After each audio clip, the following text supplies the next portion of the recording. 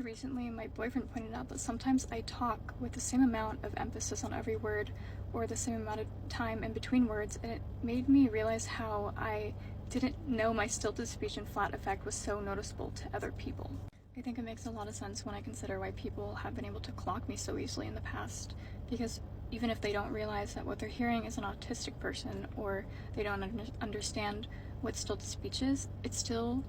something that they unconsciously pick up on. I think most autistic people have experienced some sort of bullying or othering growing up for whatever combination of reasons that just make people decide there's something wrong or off about them. And that's why masking starts so early for a lot of autistic people with lower support needs that end up slipping under the radar. I think the time that I really notice it is when I'm talking about my special interests or other things that I'm really passionate about.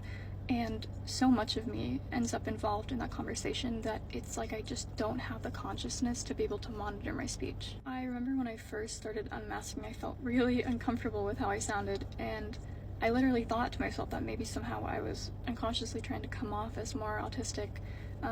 because once I started to revert to my natural way of speaking, it felt so abnormal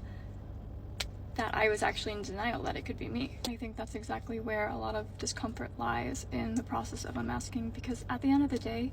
it is the act of re-welcoming parts of you that you spent so much time and effort just trying to put away.